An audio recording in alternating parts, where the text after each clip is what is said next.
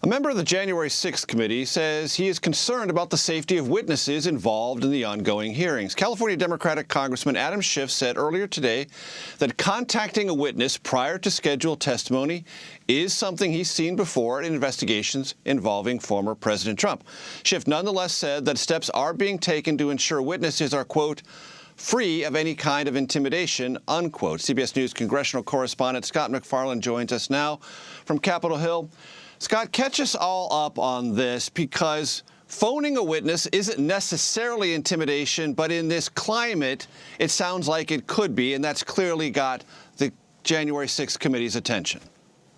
And what's more, Major, the committee is saying this is a pattern that it's detected of calls being made or messages being sent to potential witnesses or witnesses who've already agreed to cooperate with the committee.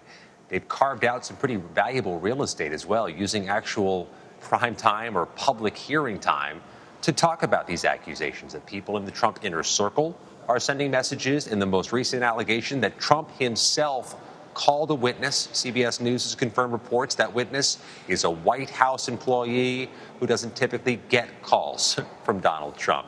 We spoke with Congressman Adam Schiff, who has led several of these investigations into former President Trump, an impeachment investigation, now part of the January 6th committee. Here's what he said about that phone call. We are absolutely concerned about the safety of our witnesses, and their safety is our paramount interest. So we're going to do everything we can to protect them. We're going to refer to the Justice Department any information we have about anyone trying to influence or intimidate a witness. In the meantime, they are readying potential witnesses for next week's hearing. A primetime hearing, which CBS News has learned will focus on what the committee characterizes as dereliction of duty, what Donald Trump did and what Donald Trump failed to do during the peak of the riot, January 6th. And, Scott, this might be obvious, but just real quickly, the committee's perspective is a call from the former president simply cannot, in this atmosphere, be viewed as benign. It may not be criminal, but it can't be viewed as just ordinary and a nothing burger. Especially in light of the fact that they've already rung the bell about potential witness tampering with other witnesses by other people. So this is a pattern the committee's really leaning into, that they see a trajectory here that they want to stop. Also, they say they've passed this information on to the U.S. Justice Department. The Justice Department, as is its protocol, wouldn't comment on whether it's doing an investigation. But the committee says they want the Justice Department aware of this. So the committee thinks this work is being interfered with, and they want to stop the interference, Major. And, Scott, as you know as well as anyone, there are many lanes to what came out of January 6, 2021. One of the lanes is efforts by this January 6th committee to get witnesses to testify. Some have defied the subpoena. And one of them, former White House strategist Steve Bannon, is now heading toward a contempt trial. We learned today, if I'm correct, that that's going to proceed. Catch our audience up on the pretrial motions and where we stand. Well, Bannon made what we think is the final effort to delay this trial for criminal contempt of Congress for snubbing this committee for nearly a year. His trial was scheduled to begin Monday morning. The judge ruled it will begin Monday morning with jury selection. Steve Bannon facing this charge of contempt of Congress that we rarely see in federal court for not adhering to the October 14th, 2021 deadline for the subpoena and for the records. In court today, he made a series of arguments. I should say his attorney did. Bannon didn't show up in person for this pretrial hearing.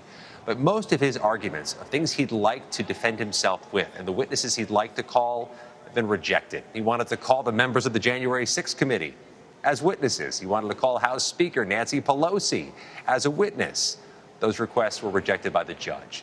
The arguments he'll be able to make are limited, but he'll have to start making those arguments Monday morning. The judge says we will begin. One other note, though, Major.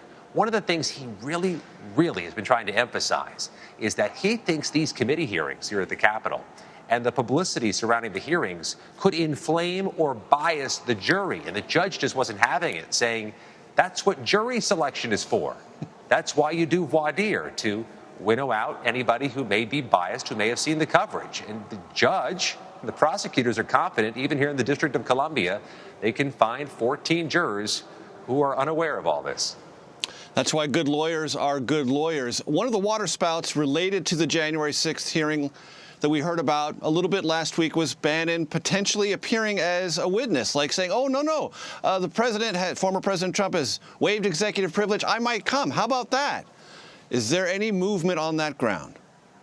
Yeah, and the Justice Department had a pretty frank opinion about that. They said it's not genuine, that he's offering to appear before the January 6th committee now, 9 months late, because he's trying to soften the ground ahead of trial.